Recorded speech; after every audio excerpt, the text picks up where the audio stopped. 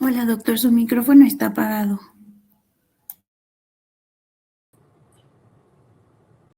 Hola, muy buenas noches. Agradecemos a todos la oportunidad de estar participando en estos tópicos selectos de pediatría. El Colegio de Pediatría del Estado de Chihuahua y la Federación de Pediatras del Noroeste. Agradecemos su presencia en esta sesión, en esta nuestra segunda sesión. En esta ocasión vamos a abordar el tema impacto de las enfermedades parasitarias en la población pediátrica. Y nos da mucho gusto tener el honor de participar con nosotros al doctor Raúl Romero Cabello. Él es infectólogo pediatra, es egresado del Hospital General de México y él es encargado del Departamento de Microbiología y Parasitología. Es profesor titular de Parasitología y profesor titular de Microbiología. Gracias, doctor Romero, por estar en esta noche con nosotros. Y le dejamos con este interesante tema, impacto de las enfermedades parasitarias de la población pediátrica. Disfruten la sesión y recuerden que tenemos del lado derecho la oportunidad de escribir en el chat las preguntas que quieran hacer al doctor. Al final tendremos una sesión de 15 minutos de preguntas y respuestas donde podremos participar con el doctor en esta sesión. Buenas noches y bienvenidos.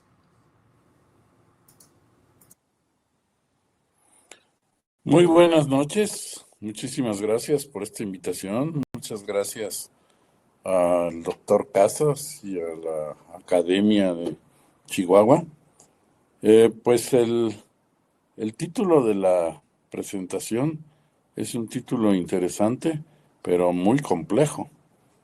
Hablar del impacto de las enfermedades parasitarias es, como dicen, todo. Voy a empezar a compartir pantalla.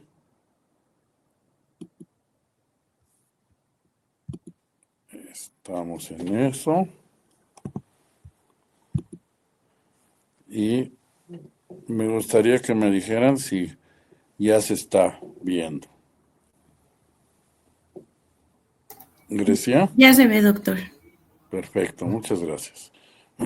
Bueno, el impacto de las enfermedades parasitarias. Eso, y además no está para todos, sino fundamentalmente el impacto de las enfermedades parasitarias en la edad pediátrica. Vamos a partir de recordar qué entendemos por parasitismo. El parasitismo es una relación entre dos especies diferentes, por eso le llamamos heteroespecífica, en donde uno, el parásito, y el otro, el huésped. El parásito vive dentro del huésped o en algunos casos encima del huésped y depende metabólicamente. O sea, obtiene caza y sustento, pero le causa daño. Y ahí es donde tiene enorme trascendencia. Las infecciones parasitarias son muchas. La cantidad de seres humanos que están o estamos infectados por un parásito, estamos hablando de miles de millones de personas. Cuando hemos llegado a la población de 8,000 millones de habitantes,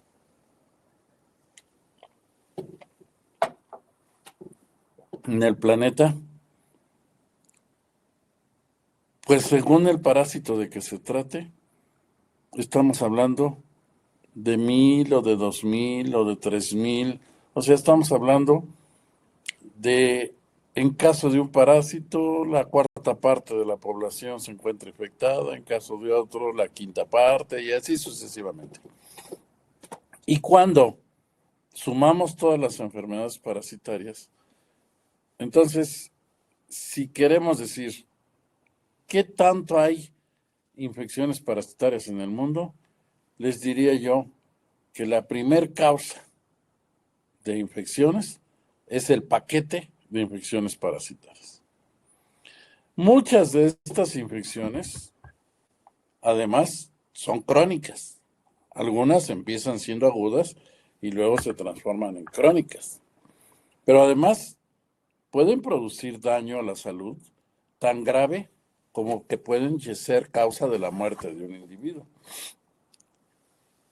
En el caso muy particular de lo que hoy nos invitaron a hablar, es que en la edad pediátrica son más comunes. O sea, en todas las edades podemos estar parasitados, pero los niños, hay más niños parasitados que adultos. Son muy frecuentes, producen daño, pueden llegar a producir la muerte y tienen consecuencias sociales y económicas, como lo vamos a ir platicando poco a poco. ¿Qué daño producen? Ahora vamos a ver el impacto desde el punto de vista de daño, de enfermedad, de pérdida de la salud.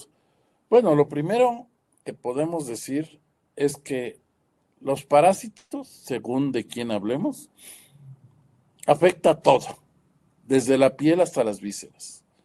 O sea, hay parásitos en la piel, hay parásitos en el músculo, hay parásitos en el hígado, hay parásitos en el intestino, hay parásitos en prácticamente todos los órganos, aparatos y sistemas pueden ser invadidos por parásitos, según el parásito de que se trate. O sea, un solo parásito no lo hace, solo en algunas excepciones tienen esa capacidad, pero el paquete de parásitos sí puede hacerlo. Vamos a hacer un repaso para que veamos las consecuencias a la salud. Por supuesto que no vamos a ver toda la parasitología en este momento, pero pues vamos a ver lo que infecta en mayor proporción a los niños. Empezamos con los protozoarios, o sea, estos organismos unicelulares, organismos pequeños que medimos en micra, Yarda lambda, agente etiológico de la yardiasis. La yardiasis, que se debe a que el parásito se localiza a nivel del intestino delgado y muy particularmente en el duodeno. Vean ustedes que produce un cuadro agudo normalmente, en donde las molestias son a nivel del epigastrio y las consecuencias de ese daño, que no vamos a entrar en detalles de cómo se genera, porque no nos va a dar tiempo, pero sí genera dolor abdominal de localización epigástrica. Genera que se produzca gas que se queda y viene el meteorismo, o gas que sale y viene la flatulencia. Trastornos en la consistencia de las heces, llegando hasta diarrea. Puede, como está a nivel del duodeno, la irritación generar náusea y vómito. Y otro dato que no está aquí, pero que es de enorme trascendencia y que las mamás lo observan, lo identifican porque lo sufren, es la fetidez fecal. O sea, el olor de la materia fecal se convierte en casi mortal. Luego vean, no voy a hablar de un parásito, sino voy a hablar de un paquete. Los coccidios intestinales, que importantemente son 3, como el Cryptosporidium, Cyclospora. Estos nos van a producir un cuadro que, si lo analizan, también afecta especialmente intestino delgado, sobre todo duodeno, yeyuno y hasta ilion. Y si ven ustedes, diarrea acuosa, diarrea líquida, diarrea con muchas evacuaciones en 24 horas, dolor abdominal de tipo epigástrico. También puede haber irritación que se convierta en náuseas y vómito. Y si analizan, pues la fiebre puede estar presente o no, y si se presenta puede ser leve. Y si analizan este cuadro, que es el que estamos viendo en el paciente inmunocompetente, pues es un cuadro muy similar a otras diarreas, especialmente a las diarreas virales. ¿Por qué no se parece al que recién vimos de Giardia? Porque Giardia no produce una diarrea acuosa, pero todo lo demás sí lo produce, excepto la fiebre y la diarrea acuosa. Entonces aquí estamos entrando en otra situación que merece ser considerada cuando hablamos de impacto, y es que el cuadro que generan las enfermedades parasitarias puede ser similar al de otras causas. Entonces, no es tan fácil de decir, seguramente es un parásito. Pues no, porque clínicamente entra en el diagnóstico diferencial de otras alteraciones en ese mismo sitio, que es intestino delgado. Y en el caso particular de los coccidios intestinales, vean ustedes que si hay una situación de inmunocompromiso, entonces el problema es mucho más grave. El cuadro diarreico se hace crónico y la cantidad de evacuaciones, vean ustedes que puede llegar hasta 25 litros. Entonces, estamos hablando de cuadros que pueden comprometer la vida del paciente que tiene ya un problema. Vamos a dar un giro y ahora nos vamos a ir al intestino grueso, al colon. Este parásito Blastocystis hominis se localiza en el colon y vean ustedes que da un cuadro clínico muy distinto, dependiendo si es crónico o agudo, pero puede dar una diarrea acuosa, puede dar también dolor de tipo epigástrico o mesogástrico, meteorismo, flatulencia. Y si analizan, pues esto es muy similar a lo que acabamos de ver, a pesar de que aquí el daño es más de irritación colónica que de intestino delgado. Entonces, tenemos problemas para su diferenciación. Luego tenemos Balantidium. Balantidium coli. Ese produce un cuadro diarreico, pero diferente, porque aquí hay la presencia de moco y la presencia de sangre, y el dolor ya es más de colon que de epigastrio, porque no afecta nada el intestino delgado, solo el grueso. Y aquí vamos entrando entonces a otro gran paquete en el caso de las diarreas en el niño, que es la diarrea con moco y con sangre. Pero además nos puede dar formas crónicas. Las formas crónicas es de una colitis y constipación y meteorismo y todo lo de una colitis crónica que se va a parecer a cualquier otra colitis. Colitis que pueden ser parasitarias, colitis que pueden ser infecciosas de otra etiología y colitis que no son infecciosas, como ustedes han oído.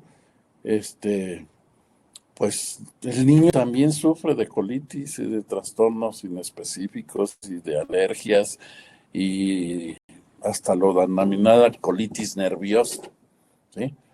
Y llegamos con la reina de los parásitos protozoarios en el colon. Aquí tenemos a Entamoeba histolítica, la amiba dichosa. Como pueden ver, pues nos va a dar cuadros muy diferentes. Si bien es cierto que Entamoeba histolítica básicamente se localiza en el colon y nos va a dar, por lo tanto, una colitis parasitaria, también va a ser cierto que puedes darnos muchos cuadros. Ese último de dispepsia, la dispepsia no ulcerosa, pues es uno de los grandes retos en el diagnóstico, porque pues entre colitis y dispepsia es sumamente difícil. Vean ustedes, trastornos de dolor abdominal, pero de tipo colónico, de meteorismo. Luego, esto de alternancia de evacuaciones se refiere a evacuaciones que pueden ser diarreicas o que pueden ser formadas y a veces hasta pueden ser duras.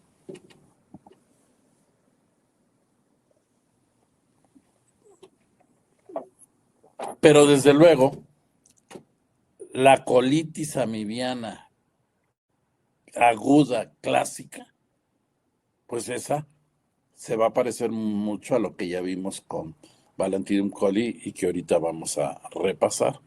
Pero además es el riesgo de que el intestino grueso pueda salir por varias vías que no vamos a repasar el día de hoy y puede diseminarse especialmente a hígado, pulmón, cerebro, piel, mucosas. Vean las formas clínicas intestinales típicas. La clásica diarrea disentérica, pero en el caso particular de amiba, la diarrea puede ser desde simple, con moco, con moco, sangre y disentérica. Puede generarnos un cuadro gravísimo que se llama colitis fulminante. Puede invadir apéndice, irritarlo y darnos una apendicitis. Y puede generar una respuesta inflamatoria crónica fibrótica a nivel de las paredes del colon que conocemos con el nombre de ameboma y que tenemos que hacer diagnóstico diferencial con una tumoración, con un cáncer de colon. Entonces, nada fácil. Vámonos a dejar por el momento el intestino y vamos a hablar de protozoarios fuera del intestino, porque cuando pensamos en parasitosis, por alguna razón que no entiendo, se cree que todo el problema es intestinal, pero no, hay muchos parásitos tisulares y hemáticos, solamente vamos a mencionar algunos por ser los más importantes, pero Plasmodium, el agente etiológico del paludismo, pues nos va a dar desde la manifestación clásica del acceso palúdico, donde se va a caracterizar de fiebre, de una etapa de frío, de sudoración, de severo ataque al estado general, de la fiebre que puede llegar hasta 40, 41 grados centígrados, sensación de muerte inminente y todo lo que esto implica por varias horas.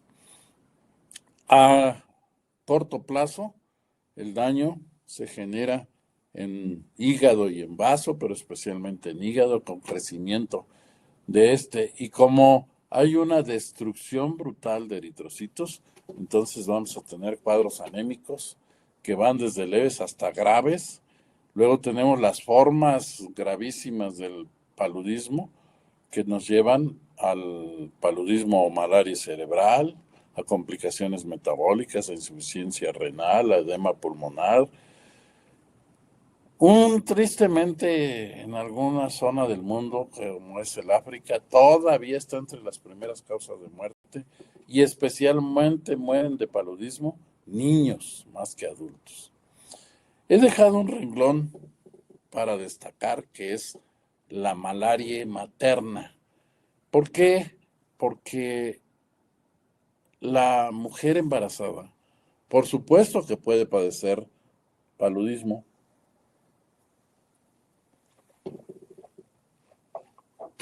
pero con una situación de gran peligro, porque Plasmodium tiene la capacidad de atravesar la barrera placentaria. Y esto nos puede llevar entonces al paludismo congénito. El niño va a nacer con problemas palúdicos y con daños muy severos. Regresamos con las amibas, pero ahora vamos a hablar de amibas de vida libre. Amibas que se encuentran en el agua dulce, en acúmulos de agua dulce de todo tipo y que podemos estar expuestos a ellas cuando estamos en contacto con esas aguas. Y tenemos varios agentes, pero fundamentalmente dos, los más importantes, Naegleria y Acanthameba. Naegleria produce un cuadro agudo, fulminante, o sea, estamos hablando de días o máximo un par de semanas, pero vean, como dice ahí al final, de 48 a 72 horas produce la muerte. Y ese cuadro se conoce con el nombre de meningoencefalitis amibiana primaria, por eso lo llamamos MAP. Entonces, es un cuadro clínico neurológico de inicio súbito que rápidamente progresa a confusión, coma, muerte. Vean ustedes, desde dolor de cabeza, fiebre, vómitos, o sea, datos neurológicos, en menos de una semana, la muerte. A diferencia de Acanthameba es agente de la acantamebosis, pero ese nos da un cuadro más crónico, encefalitis amibiana granulomatosa, y como su nombre lo indica, produce una inflamación de tipo granulomatoso que hace que se formen tejidos a manera de tumores. Entonces, el cuadro clínico neurológico va a ser más de tipo tumoral y hay que hacer diagnóstico diferencial con otros elementos que pueden generar fenómenos de tipo granulomatoso o francas tumoraciones, ¿no? Hay un cuadro muy interesante que se presenta en todas edades, desde los niños, que es la invasión de Acanthameba a los ojos. Y tenemos la queratitis por Acanthameba con daños muy importantes en el ojo y muy similar a la queratitis herpética, que es bastante frecuente. Toxoplasma. Toxoplasma es un parásito extraordinario.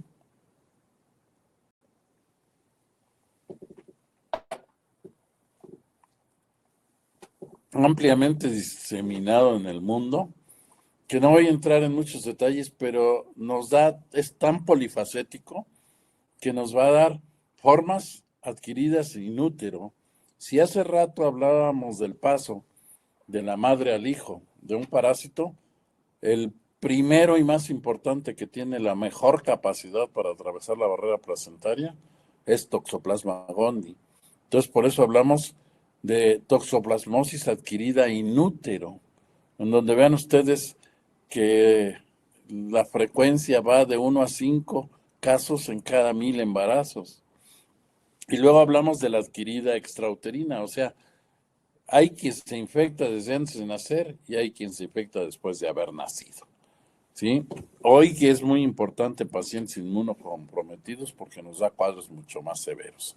Pero vean, de las formas congénitas, o sea, de las formas que el niño nace ya infectado, crecimiento de hígado, crecimiento de vaso, neumonía, miocarditis, ictericia, encefalitis con diferentes. Y luego hay cuadros que aparentemente ni siquiera pareció tener un cuadro importante al nacer, pero al paso de los años vemos que tiene retraso psicomotor, que el niño no se sentó a la edad que tenía que, no caminó a la edad que tenía que caminar, no habló, etcétera, etcétera. O datos inespecíficos como crisis convulsivas inespecíficas, alteraciones muy evidentes como micro-macrocefalia al nacimiento. Bueno, a veces hasta el tener los ojos desviados, ¿eh? Puede ser manifestación de una toxoplasmosis congénita. Y lamentablemente a nivel ocular, el niño que nace con la infección puede tener problemas retinianos muy importantes en la coroides y en la uvea. ¿Mm? Y luego, en el niño, sobre todo en el niño preescolar y escolar, la forma adquirida, o sea, la forma que adquirió ya que había nacido en cualquier momento de la vida, tenemos las formas ganglionares en donde si analizan se va a parecer mucho a otras patologías que el dato fundamental es el crecimiento de ganglios en varias cadenas al mismo tiempo. Puede haber malestar general, dolor y fiebre, y todavía hablamos de forma ganglionar febril o afebril. Luego también hay una forma en el ojo, pero en el individuo que la adquirió ya nacido, que también en uveitis y que puede comprometer la visión importantemente. Las formas del sistema nervioso central, con todas las alteraciones de un daño neurológico como esto que estamos viendo aquí, hasta llegar a comprometer la vida. Y desde luego, el paciente inmunocomprometido, por la razón que sea, es el cliente perfecto para desarrollar formas muy severas. Y así podemos seguir. Leishmania, tenemos formas cutáneas, formas de piel y de mucosas, formas viscerales. La más grave de todas es la forma visceral. Quiero decirles que todas estas, todo lo que estoy presentando hasta este momento, lo hay en nuestro país. No, decidí no poner patologías de otros países que no vemos más que cuando llega alguien que ha viajado a esas zonas endémicas. Entonces, todo esto lo hay en nuestro país. Y, por ejemplo, esta forma visceral del calazar o la denominada fiebre dum-dum, fiebre de la muerte, pues es un problema del sistema fagocítico mononuclear gravísimo, donde vean el crecimiento de hígado, de vaso, es brutal, puede llegar hasta la mitad del 50% del espacio de la cavidad peritoneal, el hígado. Y la posibilidad de morir es altísima. El 90 y tantos por ciento van a morir si no se diagnostica y se trata. Si se diagnostica y se trata a tiempo, la mortalidad prácticamente es cero. Entonces ahí nos va a llevar a otro punto en el impacto de las enfermedades parasitarias, que las enfermedades parasitarias, si no son diagnosticadas y si no son tratadas en el momento oportuno, nos van a dejar secuelas. Algunas tan graves como estas y otras no, pero nada despreciables. La tripanosomiasis americana, enfermedad de Chagas por Trypanosoma cruzi, nos puede dar complicaciones en la fase aguda y particularmente ese del 1 al 13% de muertes se da en niños. Entonces, hasta ahorita vamos perfilando que efectivamente las enfermedades parasitarias tienen un impacto mucho más trascendente en los niños. Y vean cómo se puede afectar corazón, cerebro, hígado, vaso,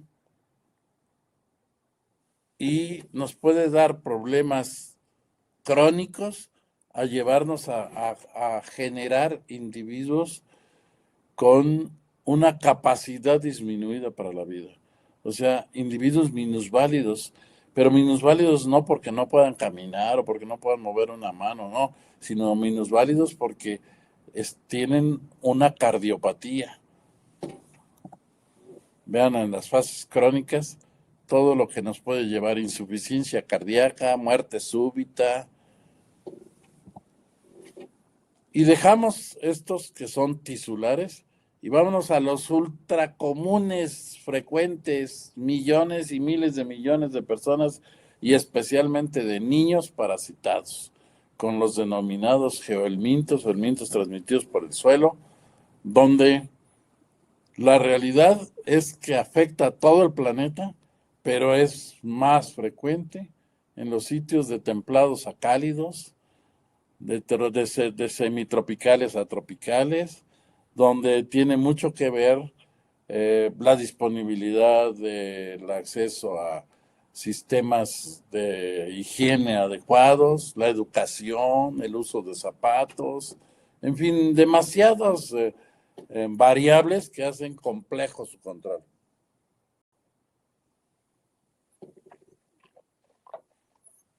Otra situación muy importante es que algunos de estos parásitos viven por mucho tiempo o garantizan una infección por décadas, 30, 40 años, aunque el individuo no vuelva a exponerse a la infección.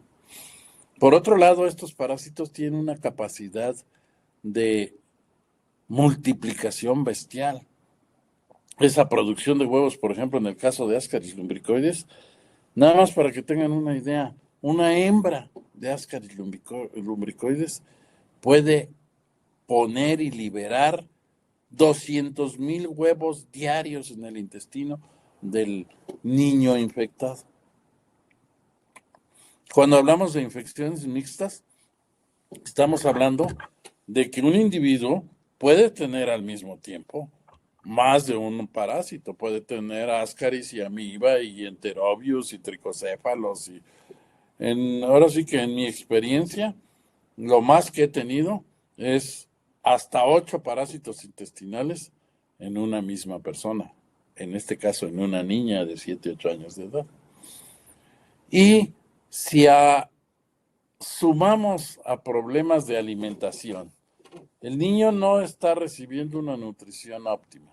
Y además de los nutrientes que llegan a su intestino, le son robados importantemente por los parásitos, entonces lo lleva doblemente a una desnutrición. Fíjense que estas dos líneas, ya no hay ninguna duda. En el caso de los gelmintos y particularmente de las uncinarias, está total y perfectamente demostrado que generan retraso, tanto en el crecimiento como en el desarrollo físico-intelectual. El retraso en el crecimiento ya está bien conocido, que los niños se ven afectados especialmente en talla, no tanto en peso.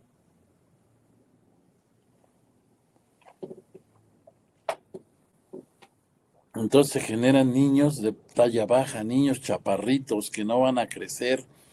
¿Por qué?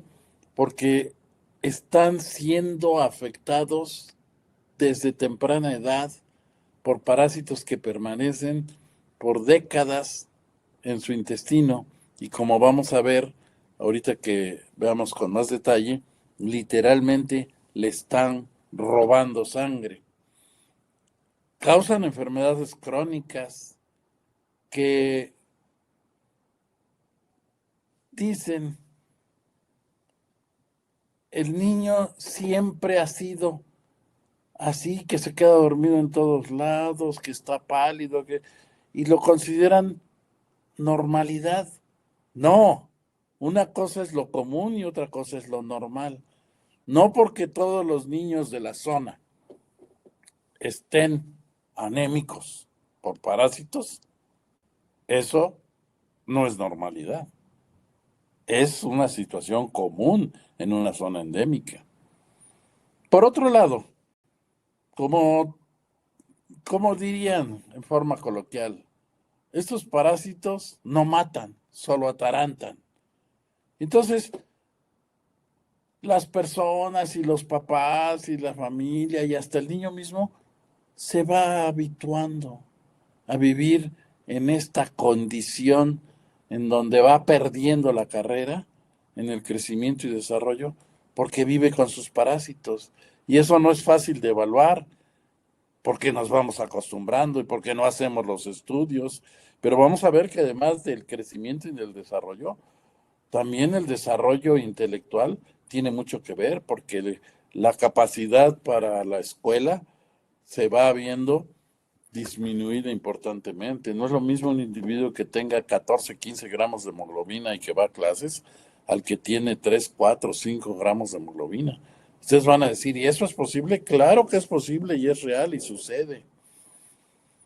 También hay problemas a nivel pulmonar. Estos parásitos tienen migraciones por el pulmón que genera daño en los pulmones con infiltrados pulmonares localizados que no son tan severos como para que se traduzca en un cuadro de una neumonía brutal, pero sí son suficientes para que el niño esté teniendo una oxemia disminuida. Entonces, a esto que le llamamos el síndrome de Loeffler por la presencia de eosinófilos, más algunos datos respiratorios como tos, disneas, sibilancias, ¿verdad? ¿De qué depende? ¿De qué depende la magnitud? ¿De qué depende de que el cuadro clínico sea evidente o no sea evidente? Pues depende del número. No es lo mismo tener 2, 3, 10 a tener 50, 100 parásitos. Entonces, el número de gusanos. En el caso particular de los gelmintos es fundamental y a eso le llamamos carga parasitaria. No es lo mismo que estén migrando por el pulmón 5 o 10 larvas a que estén pasando al mismo tiempo por el pulmón 500 o miles de larvas. Entonces, de eso depende. Que el cuadro clínico que estamos viendo del lado derecho vaya desde que sí dicen banal hasta alérgico, bronquitis, dicen es que tiene asma, ¿no? Lo que tiene es un síndrome de Loeffler, ¿sí? Pero además se puede complicar. Dependiendo del número de parásitos, de la localización de los parásitos, y estoy hablando especialmente de Ascaris, un parásito grande donde la hembra mide 30 centímetros de longitud por el grosor de un lápiz. Entonces imagínense si tienes en el intestino delgado 30, 40, 50 Ascaris de ese tamaño, pues claro que hace nudos y por eso se tapa y por eso hablamos de oclusión y suboclusión y trastornos en las paredes como el volvulus. Se puede hasta ejercer una presión tan brutal que rompa la pared del intestino y se genere entonces perforación, peritonitis, en fin, hay. Y luego, eso es por el número en el intestino. Ahora, cuando un parásito sale del intestino por diferentes vías y llega a sitios donde no debiera, como llega al conducto pancreático, irrita el conducto pancreático, como llega a la vía biliar y tapa la vía biliar, o llega al hígado y se queda, tiene que pasar por hígado, pero se puede extraviar y hacerse adulto en el hígado, o puede ascender y obstruir la vía respiratoria y puede llegar hasta producir la asfixia de la persona. Entonces, a esto, todo eso le llamamos erráticas. Entonces, todo eso asociado con el robo de nutrientes para la desnutrición, todo eso genera lo que ya hemos mencionado. En el árbol biliar puede producir cuadros que se van a parecer a muchas otras cosas y que a lo mejor el diagnóstico se establece hasta que se llega a la cirugía, pensando que tiene una colecistitis, una colitiasis o un absceso, y cuando se llega a la cirugía lo que encuentras son lombrices y como mago las empiezas a sacar como si fueran mascadas, ¿sí?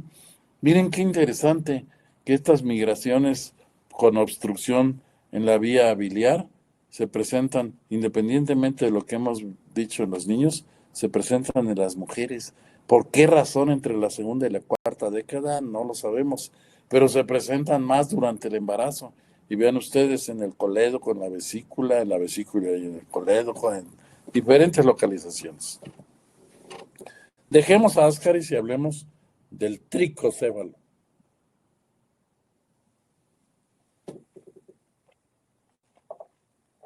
Si analizan ese cuadro, van a decirme, oiga, ¿y eso no puede ser amibiasis?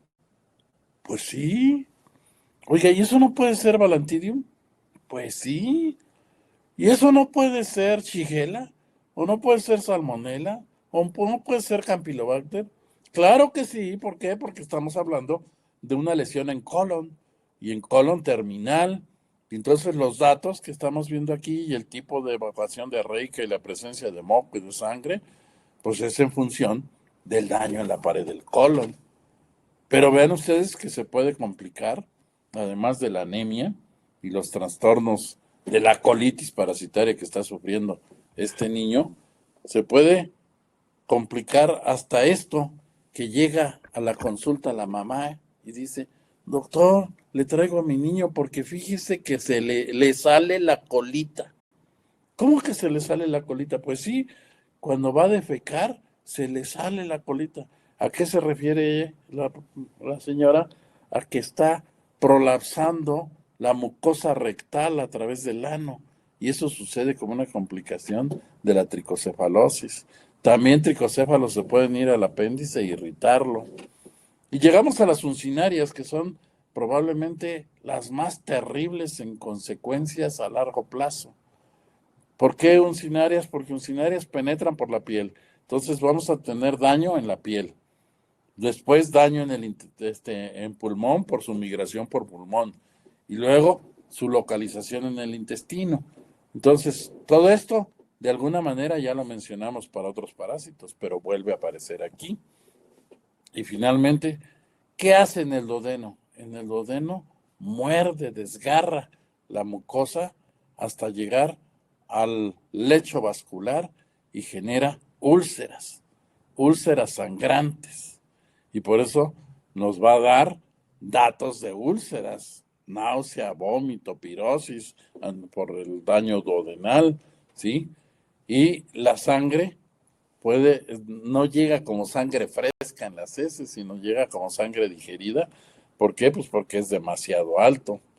Pero estos parásitos literalmente chupan sangre diario, y eso nos lleva a anemia, a hipoalbuminemia, y las consecuencias de todo esto pues son edemas, disnea, trastornos cardíacos, soplos, etcétera.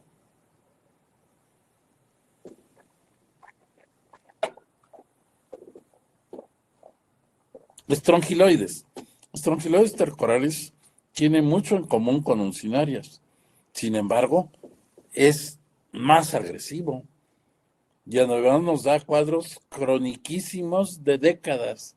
Cuando se conoció por primera vez esto, fue cuando unos soldados ingleses que habían estado en el oriente, en lo que llamaban la Conchinchina, 30 años después de haber regresado de la Conchinchina a Inglaterra y sin nunca haber salido de la misma, se demostró que estaban parasitados por Strongyloides tercoralis, o sea que tenían 30 años de estar parasitados porque la parasitosis la adquirieron, la infección, en la Conchinchina. Entonces esto, vean ustedes lo importantísimo por lo duradero.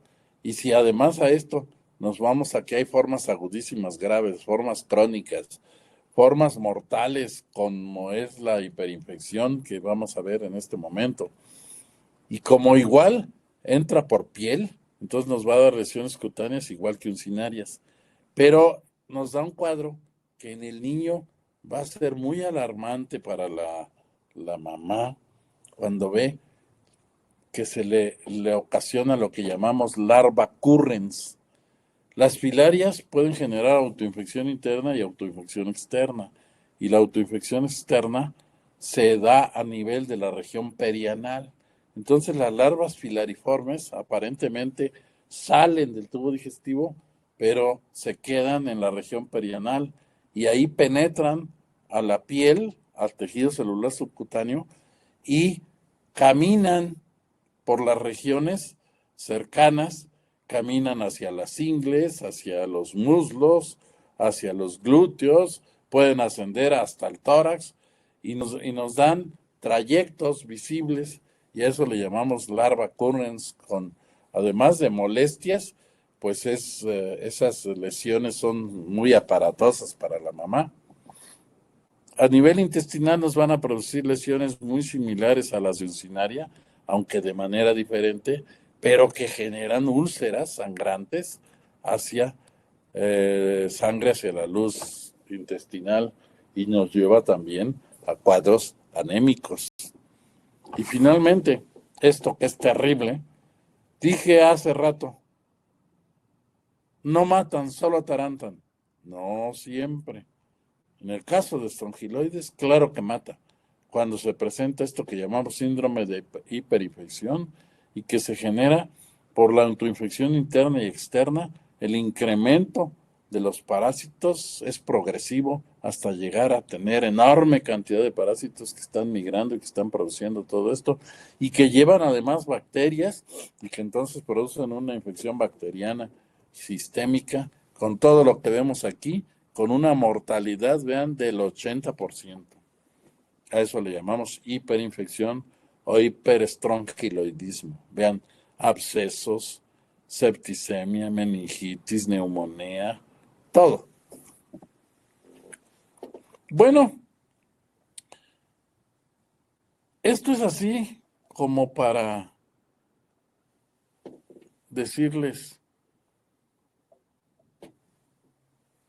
es algo de lo que pasa. Pero nos falta de hablar de muchos parásitos. No hemos hablado de céstodos, o sea, gusanos planos. No hemos hablado de tremátodos. No hemos hablado de otros protozoarios, que babesia, que en fin. Y no hemos hablado de uno solo de los artrópodos. Esto de los artrópodos, pues hablamos de miles o de millones de personas que sufren sarna. La invasión de larvas en los tejidos, los piojos, o sea, hay muchos, las pulgas, las niguas, o sea, todo esto son problemas parasitarios, los cisticercos, las fasciolas, o sea, muchísimos. No hemos hablado de las filarias, por ejemplo, la elefantiasis, o sea, quiero decirles que apenas abrimos tantito la caja de lo que son las enfermedades parasitarias. Pero el tema era impacto. Aquí les puse un collage.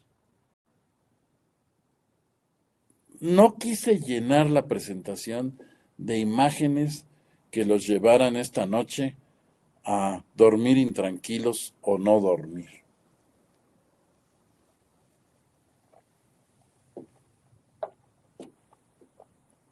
Pero esa foto de la izquierda, pues es intestino y estamos viendo Ascaris pasearse en la luz del intestino y donde vemos el proporción del tamaño. De esto ya hablamos bastante. En el lado derecho, ese pie tiene la invasión cutánea de las larvas de uncinarias o de estrongiloides, produciendo esto que llamamos dermatitis verminosa reptante o dermatitis de la piel. Bueno, dermatitis ya está dicho. Abajo estamos viendo filarias en el ojo. Del lado derecho abajo estamos viendo intestino delgado lleno de ascaris adultos y rota la pared intestinal. Arriba estamos viendo la penetración, que puede ser un tricocéfalo, puede ser un ascarides, no, como no sabemos ahí el tamaño, tenemos dudas. Pero ¿a qué nos lleva esto? Nos lleva a decir, las enfermedades parasitarias, como ya lo repasamos aquí, tienen un impacto que va desde trastornos no visibles que nos darán consecuencias a largo plazo, como el retraso en el crecimiento, como en el retraso en el desarrollo, hasta trastornos que nos dan secuelas, como una cardiopatía, como un problema del sistema nervioso para el resto de la vida, etcétera, etcétera. Pero, si además ubicamos que dijimos que son brutalmente frecuentes, y si a eso le agregamos que por alguna razón no sé si extraviados en la formación médica o en el quehacer médico, pero a los parásitos se les va dando como, ay, todos estamos parasitados. ¿Qué importa? No, claro que importa, vean las consecuencias. Ustedes dormirían tranquilos después de lo que hemos visto. El hecho de pensar si estoy lumbriciento o parasitado por parásitos tisulares, puedo dormir tranquilo sin pensar en el daño que se está generando en mi organismo y las consecuencias a las que me puede llevar en meses o años o décadas. Entonces, y si a esto le agregamos que el diagnóstico de las enfermedades parasitarias desde el punto de vista técnico para demostrar el parásito no es tan difícil. O sea, cuando decimos diagnóstico accesible, es que evidentemente tenemos recursos que no son difíciles ni muy caros, pero hay que usarlos. Si no pensamos en las enfermedades parasitarias, no solicitamos los estudios y no hacemos los diagnósticos. Si a eso le agregamos que las enfermedades parasitarias, en la mayoría de los casos, hay forma de tratarlos exitosamente. Se ha desarrollado brutalmente la farmacología en el tratamiento de enfermedades parasitarias a todos niveles. Entonces tenemos con qué enfrentarlas, pero si no las diagnosticamos, no lo usamos. Y el último punto, las enfermedades parasitarias son prevenibles. Pues sí, algunas con medidas probablemente muy sencillas, pero si hablamos de miles de millones de personas y de niños infectados, pues es que por más sencillo, no es muy aplicable en la vida real. Por ejemplo, usar calzado cerrado, que no exponga que el pie esté en contacto con la superficie de la tierra, del suelo, parece fácil. Sin embargo, hay millones y millones de niños en el mundo que no tienen opción de usar calzado. Y a eso podemos seguirle el manejo adecuado de las excretas. Parece fácil. El usar agua y jabón, donde hay zonas del planeta que ni agua hay, menos puedes pedir agua y jabón. O sea, dicho de otra manera, el problema de las enfermedades parasitarias es inmenso. El problema de las enfermedades parasitarias parecería sencillo de resolver, pero la realidad nos lleva a otra situación. Creo que lo más importante y el mensaje que yo quiero dejarles hoy es que, primero, siempre piensen en enfermedades parasitarias porque esto es cotidiano. Segundo, hay que entrar en el diagnóstico diferencial porque el cuadro clínico que las genera se puede parecer a cualquier cosa. Hay que buscarlas, hay que diagnosticarlas, hay que tratarlas. Y hay que orientar a nuestros pacientes para que tomen medidas que hagan posible que no se reinfecten tan fácilmente. Muchísimas gracias por su atención. Quedo a sus órdenes si tienen algún comentario o alguna pregunta. Doctor Romero, excelente intervención. Muchísimas gracias por los conocimientos expresados en esta hora. Hay algunas preguntas en el chat y quiero empezar con algunas de ellas. Nos preguntan, los menores de 3.5 años, normalmente las gastroenteritis son de origen viral. ¿Es importante el medio ambiente para que esto siempre sea así? ¿O hay alguna consideración específica que usted nos sugeriría para buscar o pensar en la etiología de otro origen? Estamos totalmente de acuerdo. Los menores de 5 años, y pensando particularmente en la diarrea del menor de 5 años, sabemos que las primerísimas causas son rotavirus y adenovirus intestinal. Sin embargo, pues todo depende a qué estén expuestos, todo depende de la condición en su medio ambiente. Si están expuestos a bacterias y a parásitos, pues entonces tendremos la posibilidad de tener diarreas bacterianas y diarreas parasitarias. Las diarreas que vimos aquí y diarreas tan parecidas a las virales como las que vimos de duodeno, como son las de los coccidios o la de Blastocystis hominis, pues la verdad es que clínicamente es imposible distinguirlas. Tenemos que recurrir necesariamente a estudios. Que sí son más frecuentes las virales, por supuesto, y que tenemos hoy acceso, en el caso particular de rotavirus, a la vacunación con la vacuna del rotavirus que hace que las enfermedades virales por rotavirus diarreicas hayan disminuido considerablemente, pues también todo esto está en este momento a la mano para utilizarlo. Muy bien, doctor. Con todas las cosas que nos estuvo platicando, ¿es importante desparasitar con rutina? Ay, caray, es decir que es una pregunta comprometedora. Todo depende de qué hablemos y todo depende de qué zona del mundo se habite. ¿A qué me refiero?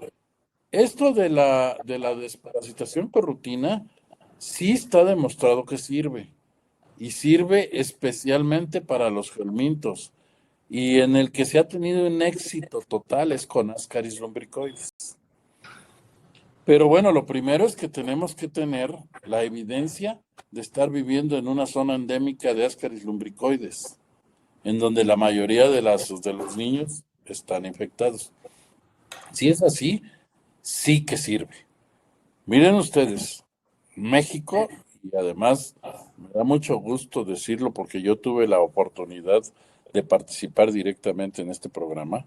Cuando tuve la fortuna de ser presidente de la Sociedad Mexicana de Parasitología, junto con el instituto, bueno, lo que ahora es lo que es diagnóstico y referencia epidemiológico, el INDRE, se echó a andar un programa de profilaxis para gelmintos, pero con el que se evaluó muy bien fue con Ascaris y fue en base al albendazol. Entonces, se usó albendazol en las zonas endémicas donde había gran frecuencia de ascariasis y se daba 2 tabletas de albendazol cada 6 meses en la semana de salud. Entonces, junto con vacunas y demás, se daban esas 2 tabletas de albendazol. La verdad fue un éxito impresionante. Se logró disminuir la enfermedad parasitaria por Ascaris lumbricoides de manera contundente entre los niños. Sigue o no sigue ese programa, lo dejamos mejor sin comentarios. Pero de que funciona, sí funciona. Entonces, en relación a su pregunta, sí funciona un tratamiento profiláctico siempre y cuando tengamos identificado qué es el problema parasitario de esa zona y de esa comunidad. Perfecto, doctor. Nos están preguntando también, si tengo mascotas, ¿me tengo que desparasitar? Bueno, primero depende de qué mascotas tenga, ¿ah? Porque, por ejemplo, no va a tener una tostoma si no tiene felinos y si no tiene felinos grandes, ¿no? Como tigres y leones, difícilmente. Pero bueno, independientemente de eso, sí hay parásitos que pueden compartirse, especialmente con perros y con gatos. Entonces, más que me tengo que desparasitar, yo diría, no, debes tener libre de parásitos a tu mascota. Entonces, el tratamiento de las mascotas y el estudio de las mascotas para demostrar que no estén parasitados, esa es la forma de prevenir la parasitación de los niños que tienen la mascota.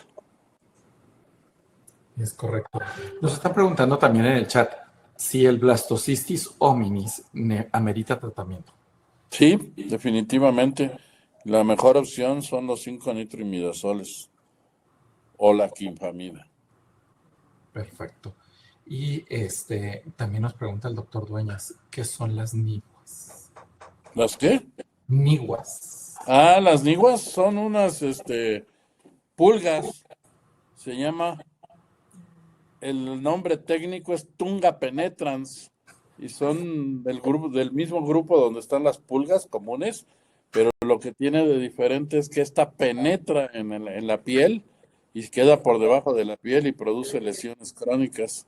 Y eso se da en México en las zonas calurosas y con mucha lluvia. Muy bien. Nos preguntan también que si usted tiene conocimiento sobre cuáles son los estados del país donde hay malaria. Bueno, malaria todavía hay en las dos vertientes del Golfo y del Pacífico, y especialmente en los estados del sur. Perfecto. Y yo creo que la oportunidad que tenemos de adquirir conocimientos, pues es fundamental para nuestra práctica clínica, pero yo creo que también en ese sentido, pues bueno, mucho tiene que ver la zona donde estamos, las rutinas que de manera normal tenemos y sobre todo, pues también los cuadros clínicos, ¿verdad? Sobre todo es muy común que llegan los pacientes y dicen, ¿cada cuándo los debo desparasitar? Y hacerlo en una forma indiscriminada, creo que porque ahí, vaya, todavía en algunas partes del país, sobre todo, por ejemplo, aquí en Chihuahua, en muchas ocasiones los pacientes van cada 3 meses a su vacuna y se les da el antiparasitario. Y digo, bueno, el estarlo haciendo tan seguido, ¿vale la pena? Es que ahí toca el doctor algo muy interesante. Por ejemplo, el problema parasitario en Chihuahua no tiene nada que ver con el problema parasitario en Oaxaca, en Guerrero, en Chiapas. Son entidades ecológicamente totalmente diferentes. Entonces, por ejemplo, Chihuahua, hablar de geolmintos, que ahorita estuvimos hablando con enorme trascendencia, es un problema mínimo. Allá tienen otros problemas. La amibiasis es más importante hacia esa zona, por ejemplo. Entonces, es donde les decía, el decidir una parasitación periódica, una desparasitación periódica, pues es en función de qué parásitos están ahí. Porque, por ejemplo, la desparasitación periódica para amibas es sumamente diferente y con intervalos mucho más cortos que para ascaris, por decir algo. Entonces, o sea, lo que quiero que quede claro es que el uso profiláctico sí funciona, pero no podemos hablar de un uso profiláctico generalizado, indiscriminado, parejo para todo el país, porque no es lo mismo. Es correcto. Muy bien, nos pregunta el doctor Mayao, el uso del albendazol en menores de 2 años, en caso de amibiasis, o recomienda la nitazoxanida. No, bueno, albendazol no tiene función para amiba. Albendazol es un nematocida, o sea, es fundamentalmente para gusanos redondos. Y desde luego que en general en los menores de 1 año, no es que el albendazol y otros del grupo no se puedan usar, sino que se ha dado que hay riesgos en los menores de 1 año precisamente porque si tienen muchas lombrices se pueden generar estas migraciones a que salgan, a que se muevan a otros sitios y que invadan otros terrenos y a que lleguen a salir por boca y nariz y obstruyan vía respiratoria. Entonces, por esa es la razón por la que se debe tener cuidado en usar en menores de 2 años, pero muy especialmente en menores de 1 año. Ahora, si tenemos problemas de amibiasis, ahí definitivamente la opción con efectos secundarios mínimos es la quinfamida, porque los 5-nitroimidazoles son como el metronidazol, es excelente, pero sí tiene efectos secundarios importantes. Es correcto. Nos pregunta la doctora Castrejón, ¿recomienda desparasitar con quinfamida albendazol dosis única? Sí, pero volvemos a decirle, depende dónde esté. Es correcto. En Guerrero, región montañosa, es muy frecuente en copoparasitoscópicos el reporte de Entamoeba coli. Pues Entamoeba coli es un comensal, pero donde hay protozoarios comensales, hay protozoarios patógenos. ¿Por qué? Pues porque es la misma vía, la ingestión de materia fecal. Muy bien. Dice el doctor Aquino, el valor de los copoparasitoscópicos cuantitativo contra cualitativo. Ya me llevaron a un punto de enorme trascendencia. El primer problema es el valor de los coproparasitoscópicos. Cuando nacieron hace pocas décadas estos antiparasitarios de amplio espectro, entonces se fue perdiendo importancia, trascendencia, convencimiento en el uso de coproparasitoscópicos. Porque decías, ay, pues le doy un antiparasitario y barro con los parásitos independientemente de que los haya estudiado o no. Y entonces esto ha hecho, y luego la política en instituciones como el Seguro Social, donde de un borrón desaparecieron los coproparasitoscópicos, porque pues a alguien se le ocurrió que no eran necesarios. Pues todo esto ha hecho que el médico use poco ese recurso y que las familias, las personas, los papás, se hayan ido olvidando que el estudio de la materia fecal es fundamental para conocer lo que tienes en el tubo digestivo. Entonces, lo primero que les diría yo, hay que regresar al uso de estos estudios que nos permiten verdaderamente ubicar el problema que hay en nuestra zona donde estamos. Y luego, dependiendo, si estamos en una zona endémica para helmintos intestinales como los ascaris funcionarias, ahí sirven los cuantitativos para poder establecer si es una parasitosis leve, moderada o masiva, severa. Entonces es en función de eso. Nos preguntan, ¿cuál alternativa recomienda, sobre todo cuando no toleran el metronidazol? Pues esos los denominados antiamibianos de contacto, en donde está la infamida, donde está la etofamida, la clefamida, las diyodihidroxiquinoleínas. ¿Qué tratamiento ideal es para la giardia? Nos pregunta el doctor Díaz Salcedo. Pues volvemos, los 5-nitroimidazoles son excelentes porque se necesita mucho menos, o sea, con un solo día de tratamiento con metronidazol es suficiente para barrer giardia, pero tenemos la ventaja de que albendazol logró brincar de ser un hematocida a tener acción contra giardia.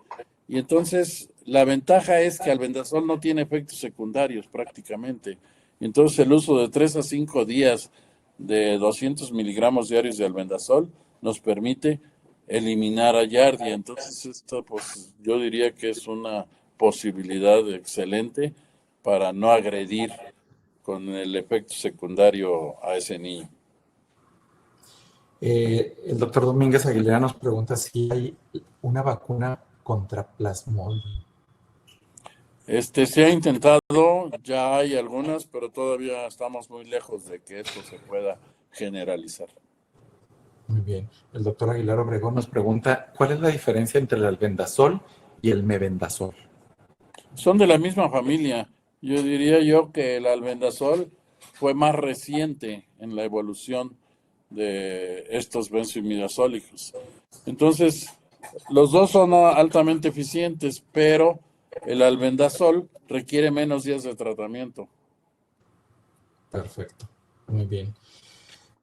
Doctor, muchísimas gracias por su excelente intervención. La realidad es que nos ha refrescado muchos conceptos y sobre todo aclarado muchas dudas. Gracias por su tiempo, por su disposición y sobre todo por los excelentes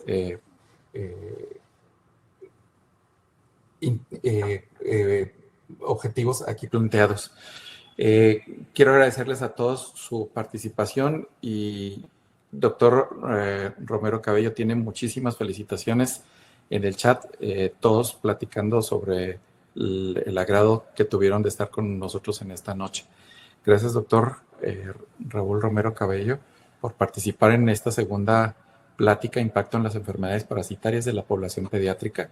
En breve les haremos llegar la constancia con el puntaje del Consejo Mexicano de Certificación en Pediatría.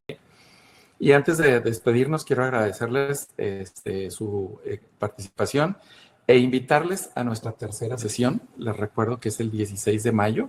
Estará con nosotros el doctor Federico Javier Ortiz Ibarra y vamos a hablar de las infecciones de piel y partes blandas en el paciente pediátrico. Muchísimas gracias a todos por su participación y que tengan buena noche. Seguimos en contacto. Muchas gracias. Gracias a usted, doctor.